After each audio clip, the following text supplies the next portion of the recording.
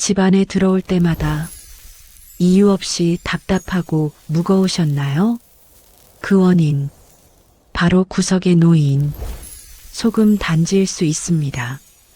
복을 여는 열쇠일까요? 재물을 막는 덫일까요? 오늘 정확히 밝혀드립니다. 구독자님, 집 안 어딘가에 소금 단지 하나 올려두신 분 계시죠?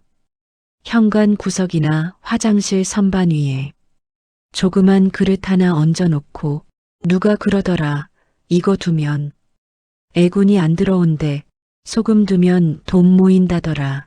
이런 말 한 번쯤은 들어보셨을 거예요.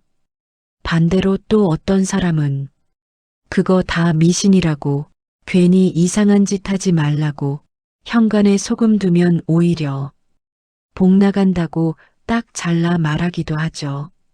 똑같이 소금 단지 하나 두는 건데 누구는 좋다, 누구는 안 좋다 하니까 도대체 뭘 믿어야 할지 헷갈리셨을 겁니다. 제가 풍수를 공부하고 집집마다 기운을 보면서 깨달은 건 하나예요. 예전부터 내려오던 행동들 안에는 사람 겁주려고 만든 말이 아니라 자연이랑 같이 살아보려는 지혜가 숨어 있다는 겁니다. 조상님들은 소금이 어떤 힘을 가지고 있는지 몸으로 알고 계셨어요. 습기 빨아들이고 공기 탁해지는 걸 잡아주고 음식 상하는 속도를 늦춰주는 그 힘을 매일같이 겪으면서 살아오신 분들이죠. 그래서 집안에서는 바람이 드나드는 자리, 햇살이 닿는 곳에 꼭 소금이나 쌀물처럼 살아있는 기운을 지닌 것들을 함께 두셨습니다. 그분들은 자연을 억지로 바꾸려 하지 않았어요. 해가 뜨면 문을 열고 바람이 불면 그대로 맞으면서 기운을 시켰습니다.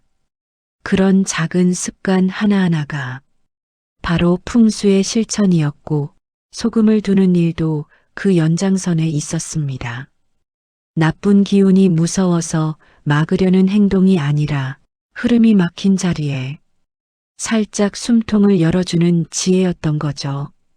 삶을 정갈하게 정리하고 마음을 단단하게 세우고 집안 기운을 균형 있게 맞추려는 조용한 마음이 그 안에 깃들어 있었습니다.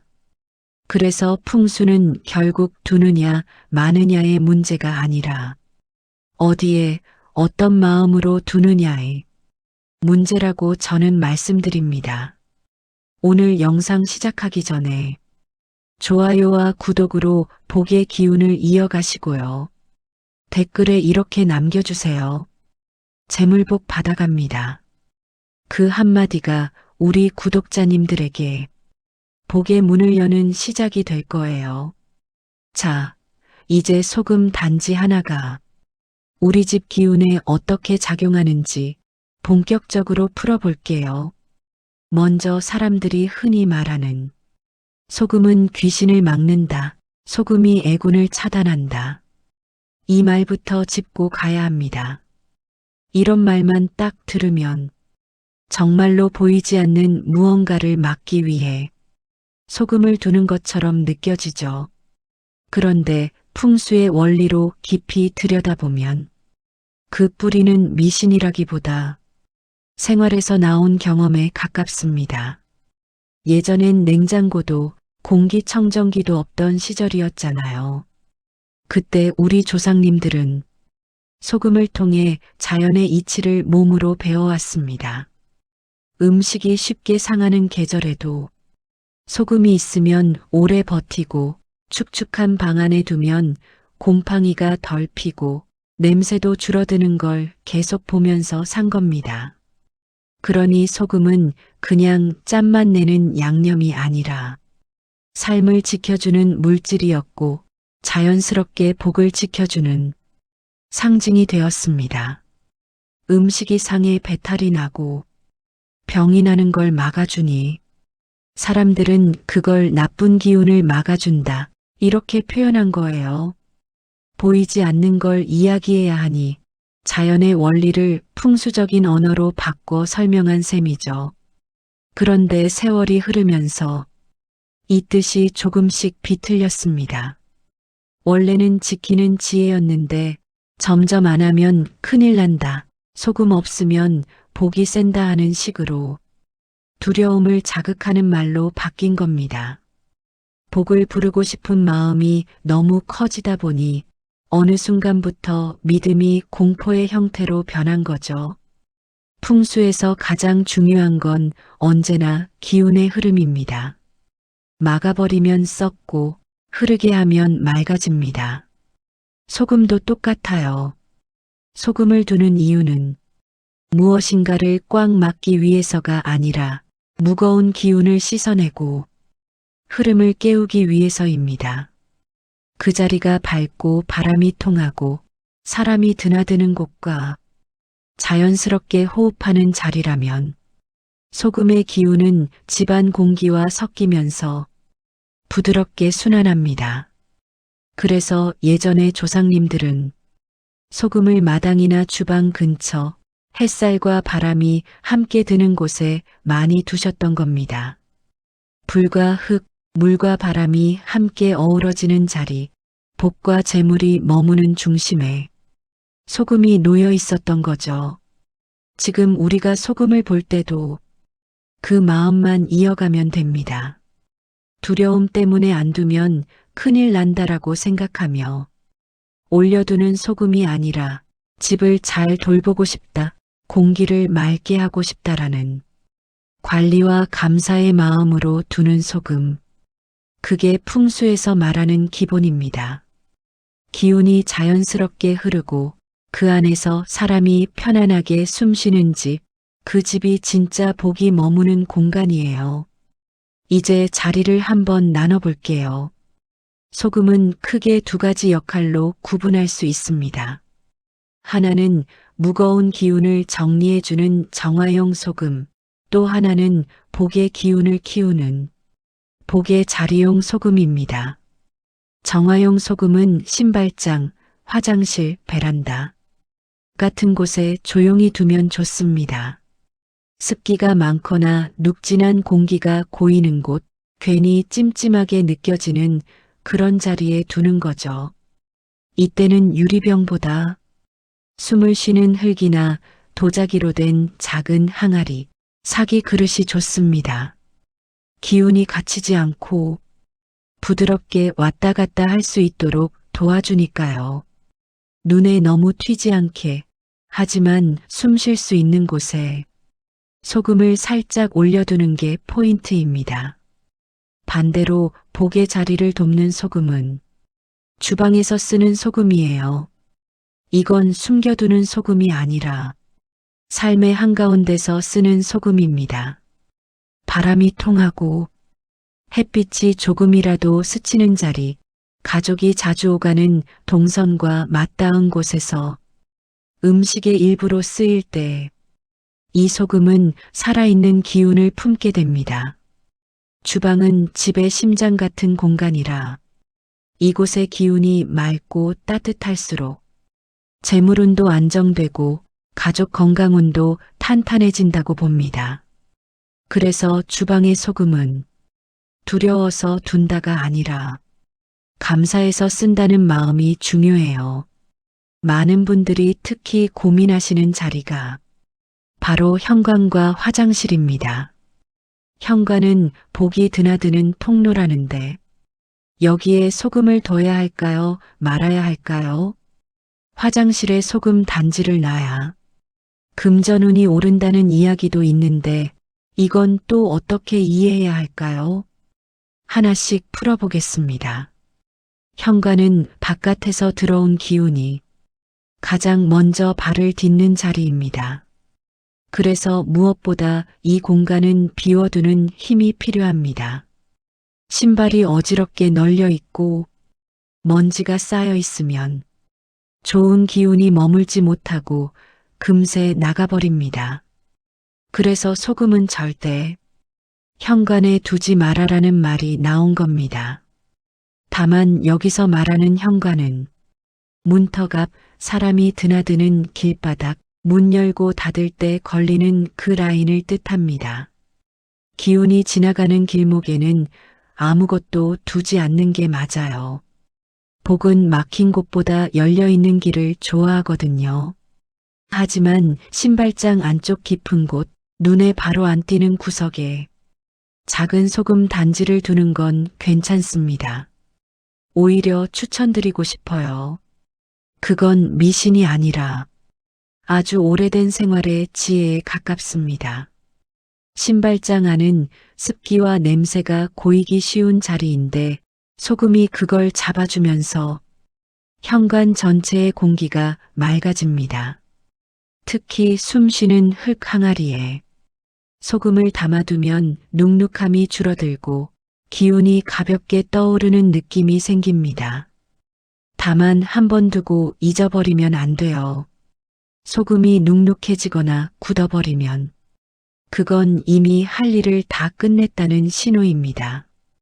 그럴 땐 그동안 우리 집 기운 정리해줘서 고맙다 하고 마음속으로 인사한 뒤 과감하게 버리고 새 소금으로 갈아주셔야 합니다. 화장실도 비슷한 원리로 보시면 됩니다.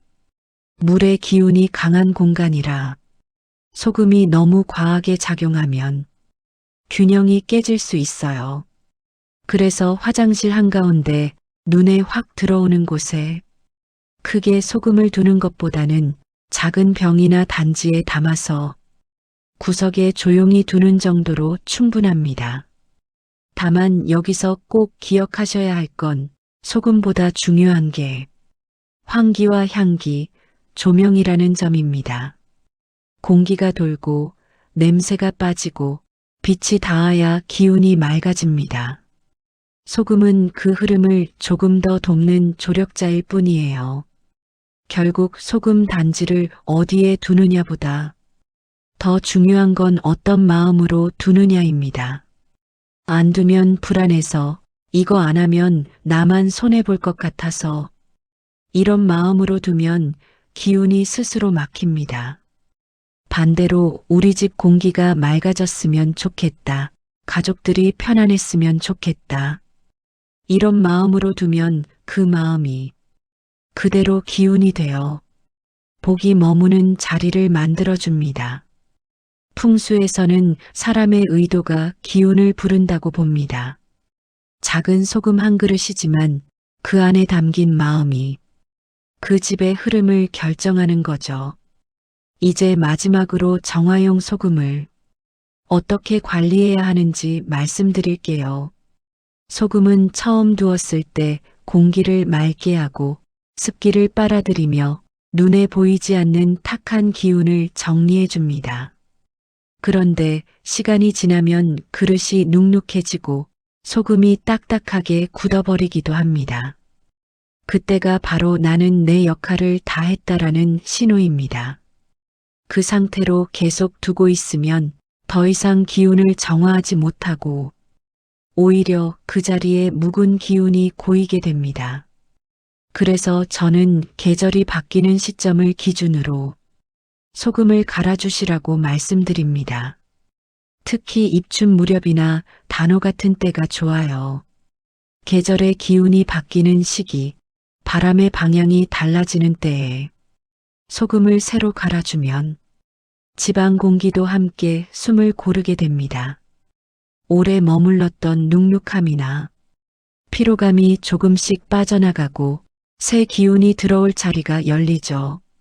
새 소금을 올려둘 때는 우리 집 기운이 새로워진다. 묵은 걱정은 흘려보낸다. 이렇게 마음속으로 한 번만 다짐해 주세요. 그 마음이 곧 순환의 시작입니다. 버릴 때도 어렵게 생각하지 마세요. 신문지나 종이봉투에 소금을 담으면서 이 집에 쌓였던 묵은 기운 함께 보내드립니다. 이 한마디만 마음속으로 건네시면 됩니다. 소금은 원래 바다에서 온 아이잖아요. 바다가 썩지 않는 건 끊임없이 순환하기 때문입니다. 소금도 마찬가지입니다. 정기적으로 갈아주고 흘려보내고 새로 맞이하는 이 과정이 복을 지키는 길입니다. 정리해보면 풍수는 결국 물건 하나로 운세를 바꾸는 기술이 아닙니다. 기운이 순환하도록 돕는 지혜이고 그 출발점에는 언제나 감사하는 마음이 있습니다.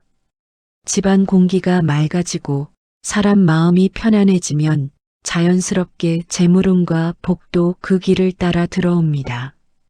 소금은 그 길을 조금 더 환하게 밝혀주는 조용한 동반자일 뿐입니다. 구독자님, 오늘 소금 이야기를 들으시면서 어떠셨나요? 그냥 아무 생각 없이 쓰던 소금이 사실은 우리 삶을 정리하고 복이 머무는 자리를 지켜주는 상징이었다는 걸 조금은 느끼셨을 겁니다.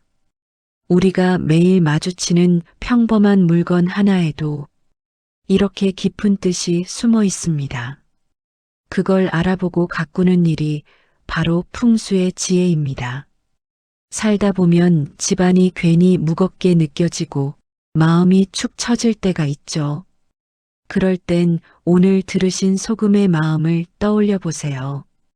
작지만 맑은 것 하나가 공기를 바꾸고 생각을 정리해주고 마음의 창을 살짝 열어줄 수 있습니다. 깨끗한 공간, 따뜻한 말 한마디, 서로를 향한 작은 나눔, 이 세 가지가 결국 복을 머물게 하는 가장 큰 힘입니다. 오늘 내용이 도움이 되셨다면 주변 이웃분들께도 살짝 나눠주세요. 그 마음이 또 다른 복이 되어 구독자님께 돌아올 겁니다. 그리고 어디에서 이 영상을 보고 계신지도 댓글로 남겨주세요.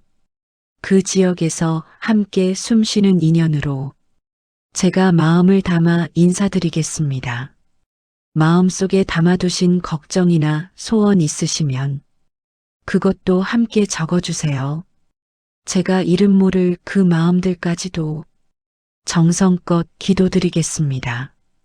언제나 구독자님의 복된 하루를 응원하겠습니다.